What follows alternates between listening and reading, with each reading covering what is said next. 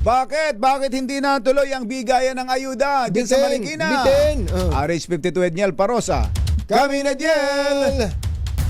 Bukod tangi, Jerry at Anthony, bukod tangi itong lungsod ng Marikina sa mga lokal na pamahalaan sa Metro Manila na nagkansila, nagbigay ng 5,000 pisong ayuda para sa mga jeepney driver.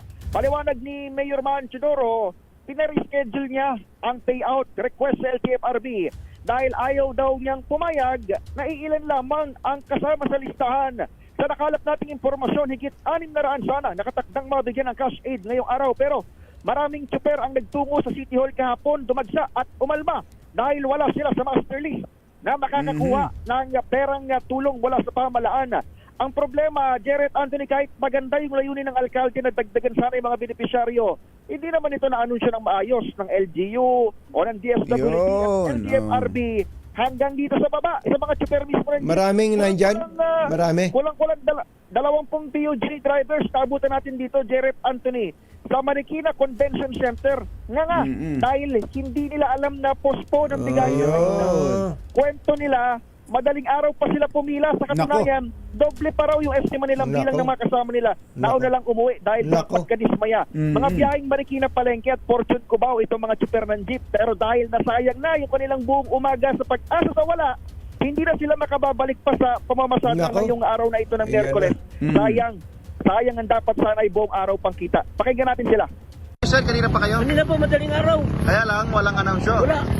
Oh, hindi nyo alam. Hindi namin alam. Ngayon na nalaman namin na kasama namin, nandun pala nakalagay sa Facebook. Kansilado pa lang. Pero Quezon City, meron kami lang wala. Ito nga, inaasahan nga ng mga driver na magkakaroon kami ng ayuda para pambili ng pagkain, pandagdag sa diesel. Yung problema, katulad yan, na-suspend din nila, wala kami maano ngayon, kundi maungutang na naman kami ng pagkain namin pang-araw-araw. Sa ngayon ay nag-aabang Bakit, Edniel, bakit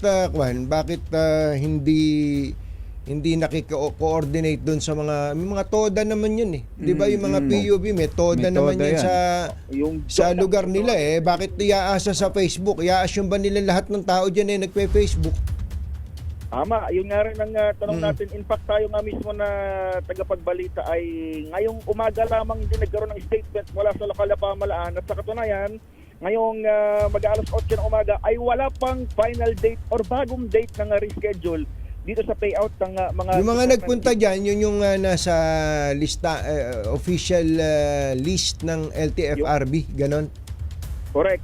Sila yung mga nasa master list. At, yung nasa master list ng LTFRB, ilan lang, Edniel? Yung info natin, ang makatatanggap dapat sa Marikina 600 plus katunying ka, Jerry. Pero yung nasa LTFRB... Yun ang alam natin, LTFRB mismo yung nag-forward sa DSWD. Yes, yung 600, madami yun. Madami na yun, di ba? Madami na yun, pero nakukulangan pa doon si Mayor. May mga dumagsa kahapon, katunying sa City Hall at sa umaalma na... Wala sila sa listahan.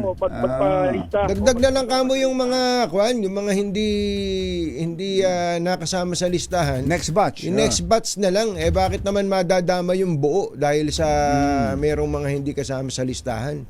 Yun ang tanong, bakit hindi pa sana natuloy? Dahil kung may malinis namang listahan na 600, sana na silang bigyan. Lalo pa kagaya nito, nakakaawa yung iba o karamihan sa mga kausap natin. Kung mapapansin yung mga video natin, wala namang jeep na nakaparada rito eh. Ibig sabihin, mga tsuper ito, mga nagbaboundary. Hindi sila bumiyahe ngayon. Sana, sayang yung pasada nila ng rush. Yun mismo. Pambira naman. Napakasimple lang naman ng communication. Sige, lesson learned. Dapat natuto na sila dyan sa pangyayaring yan.